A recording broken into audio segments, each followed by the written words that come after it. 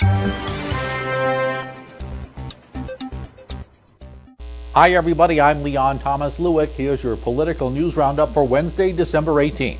The Federal Reserve Bank did indeed decide to begin scaling back its economic stimulus. The Fed's Open Market Committee announced this afternoon that the $85 billion in monthly bond purchases would be reduced by $10 billion. The reduction split evenly between Treasury bond and mortgage bond purchases. The tapering will begin in January. The Fed also said its benchmark interest rate will remain at the historic low range of 0 to 0.25% and expects the rate to remain there well past when the unemployment rate falls to 6.5%. It was Chairman Ben Bernanke's final meeting. He said afterward the committee's action indicates it sees improvement in the economy, but that there is still a considerable way to go toward recovery. Well, after spending yesterday talking about NSA spying with the leaders of major tech companies, President Obama will spend part of today trying to push the benefits of the Affordable Care Act. This time, his audience will be a group of moms. White House spokesman Jay Carney said the President and First Lady Michelle Obama will discuss how the national health care can help their families, adding that moms are a key part of the ongoing outreach and enrollment efforts.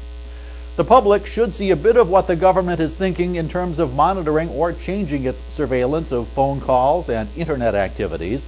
The White House says it will release a report from a special intelligence and communications review group.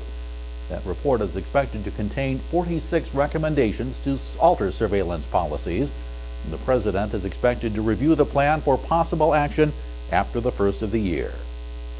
And a bid by Republicans in Ohio to tighten the state's voting laws suffered a setback today. A group of GOP lawmakers is drafting laws to cope with what they say is potential massive voter fraud. But Secretary of State Jon Husted released a report showing that out of more than 5.6 million voters in the November 2012 elections, just 17 non-citizens actually cast ballots, and another 274 non-citizens were improperly registered.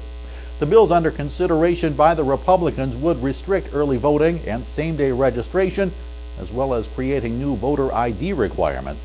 Husted points out that of all the 17 illegal voters having valid driver's licenses, none of them would have gotten through that ID requirement. That's your political news roundup for Wednesday, December 18th. I'm Leon Thomas Lewick. Stay logged on to rttnews.com for the latest political, economic, and stock market news from around the world all day long.